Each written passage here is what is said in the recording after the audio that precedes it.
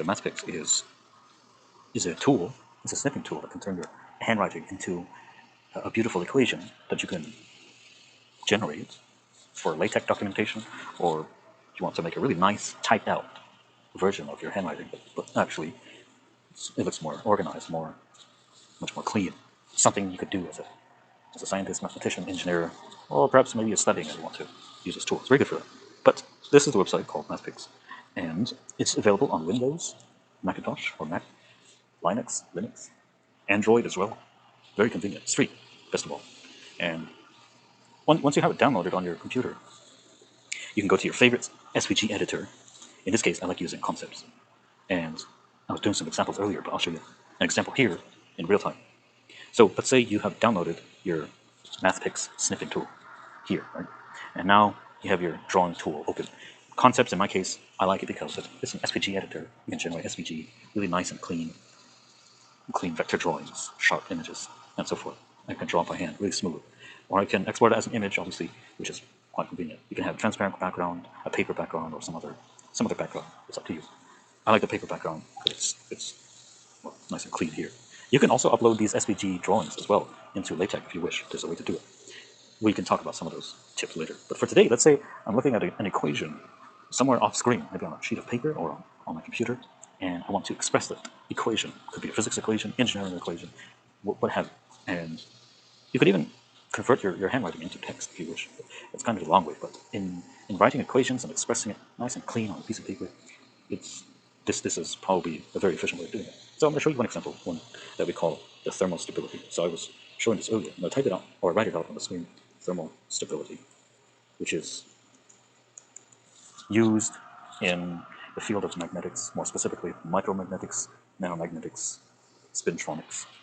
And this is used to describe like the ability for a tunnel junction that is magnetic tunnel junction to retain data, retain information. How well is it able to maintain that? And typically we describe it by some delta like this, and we could draw it out and express it with some constants.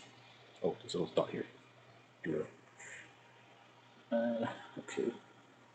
There's a tiny dot. Okay, trying to get rid of the dot. There we go. So we have mu naught, and then we have MS, which is a magnetic saturation. Then we have an effective, we have an anisotropy, which is a lowercase k, and then we have volume.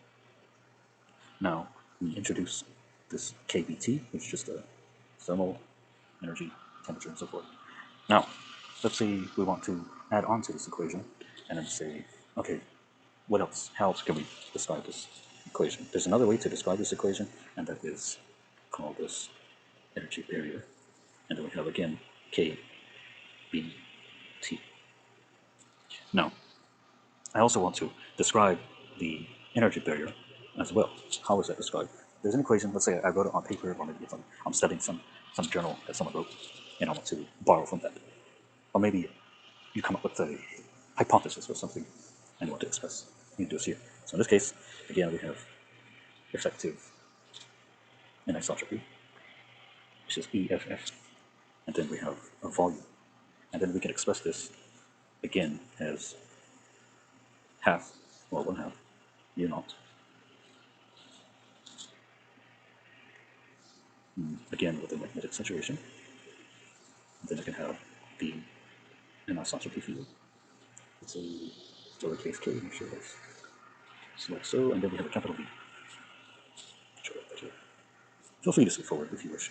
I'm just going to go ahead and finish this equation. Okay, so now I have what I want to express. What I can do now is open this Mathpix app, and then on the bottom right of the screen, it says here Mathpix. I will type on this, and then I can do this screenshot function. Let me do that one more time. So it's down here. There's a tiny arrow, and then there's a icon that says Mathpix snipping tool. So I will click on this, and then on this upper left side, there's an icon of a plus symbol and a computer screen, a monitor. And then there's a keyboard function and then a handwriting function. For this case, it's so much easier to use the screenshot function because we have already drawn something on the screen that we have placed from some that we have borrowed from the screen. Okay, so what I can do is take this screenshot, do that same operation again, and then voila. Once I let it go, it will then try to express equation on screen. So whatever I have written is now been placed into this equation form. It gives you some confidence here at the bottom, which I think is pretty good. And if you choose to change the expression of the equation, you can do it manually here. Type it on keyboard and then save it. Either way, this equation now is available. I can exclude parts of the equation if I wish, and I can change also the output. I have two options, which is PNG and a TIFF. So in my case, I like to use a DPI of 1200 because if I try to do something like 600 DPI, then it's a little bit more difficult to get a quality image. So just by trial and error, 1200 seems to work for me pretty well. You can choose a transparent background or a white background, whatever. But that's the option, and that's here. That's the button. It looks like three sliders, three-slider icon. And now I want to export it, so I simply just click on Open PNG. When I do this, now the equation that I've written is a nice, clear equation that has been generated. I can use this in a document. I can upload this PNG as part of a report, or as part of a PowerPoint presentation, or as part of a paper. And if you really, really want to use it in Microsoft Word as a math equation by itself, you can click on Open Docs, and it will open Microsoft Word for you. If you have Microsoft Word, then it will try to express that same equation with its own sort of math scripting. So all this from handwriting. You can also take, if it's on the Android app, you can take a picture of an equation that you've written by hand on a piece of paper, and then you can do the same function here, and then screenshot your handwriting, and then it will try its best to convert to this printed form. Very clean. What else here? Okay, so the LaTeX. I'm going to show you the LaTeX demo right now. So let's say we go to a website called Overleaf. Overleaf is where we typically find free access to some documents where the LaTeX allows us to generate a PDF with really clean drawings, SVGs, by means of a script.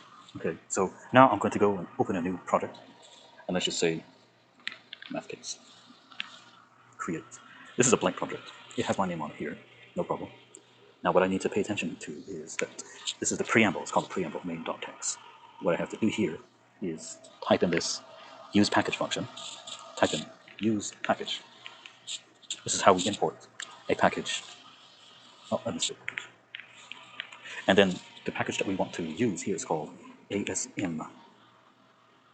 Or no, AMS Math. AMS Math. This is the name of the package that we have to import into the preamble. It's kind of like the package or the library that you would install if you were writing a piece of code in Python or some other programming language. Same case here, AMS Math is what you want to use.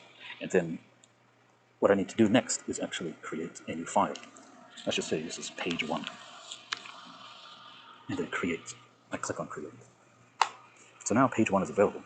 What I also need to do before doing that is just before the end of this script, I need to include the page. So I'm going to click / include page 1 because I created page 1. This is the name right here. So now I'm going to go ahead and double check here.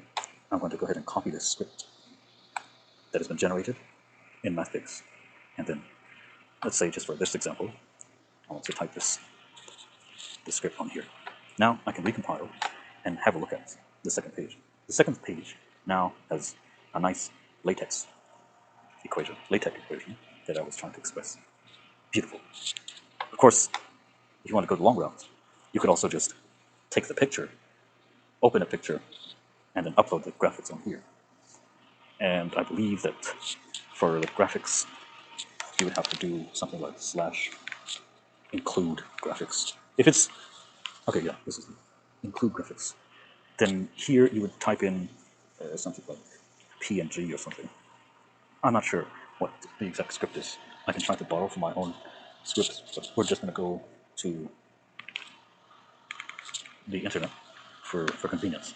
LaTeX include graphics PNG. Okay, so now we have a PNG. Now say importing or inserting images. Here we go. Now we have found a little tutorial. The tutorial says document class package. This is the package that we should use if we're going to include a picture. So I'll go ahead and copy that and go to the preamble. So I should say use package graphics. So graphics is graphic X, or graphics is the package we have to use. And now, let's see here. This is the name of the image. Now what I need to do is come down here and copy the name of this picture,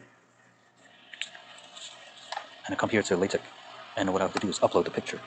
I would say, okay, upload this picture, and now the picture is available here on the left. Okay, and now what I need to do is say include graphics.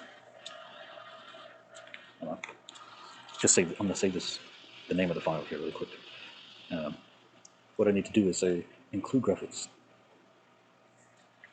curly brackets, include graphics, Mathpix, and then I can close the curly brackets, and then recompile. Now, the equation should be available on the second page. Here it is. Now the equation is available as an image. It may or may not be as sharp as you want it to be. It doesn't always turn out as sharp as you want it to be, but this is pretty much the easy way of doing it. or should I just say it's just one other way? I can't exactly speak to whether it's easy or not, because to me it doesn't take as much time. There's not much of a time difference in doing this operation. That's what I'm trying to say. Anyways, so we have done a little demo of how that's performed, and I hope that's been useful to you. I want to show one more. Let's just say I wanted to include this. I'll do one more example before I shut this off. So here I have an SVG editor. What I need to do is go to Export, Vector, Select Transparent, then Export. And then I can say, this is drawing, thermal stability, SVG. And now, this image that I have hand drawn is going to be available as an upload on here. So what I need to do, in this case, is provide some space, oops. And then what I have to do now is include the hand drawing. Let's say I wanted to do the hand drawing. Once again, I have to come up here and use a different package. The package you use for SVG imports is use package SVG. I believe that's what it was called. SVG. So let's type in one more thing. Let's just do from the beginning. LaTeX.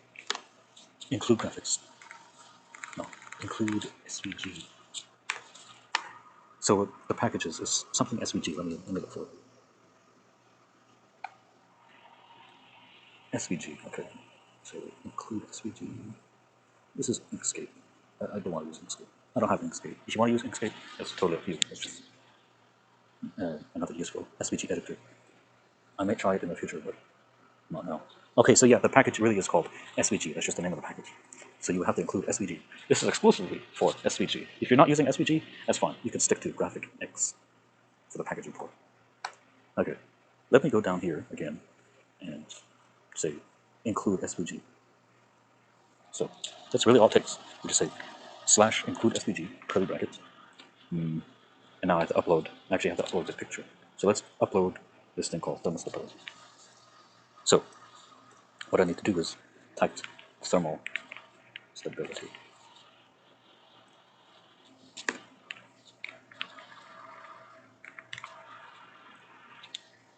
.svg.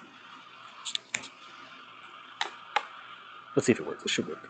If not, we'll, it does work. You can see it on the screen, but what I need to do actually is get rid of a couple of things.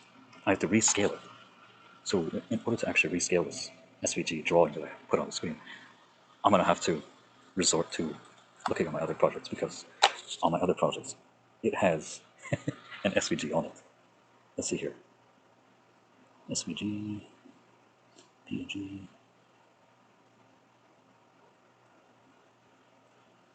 Okay.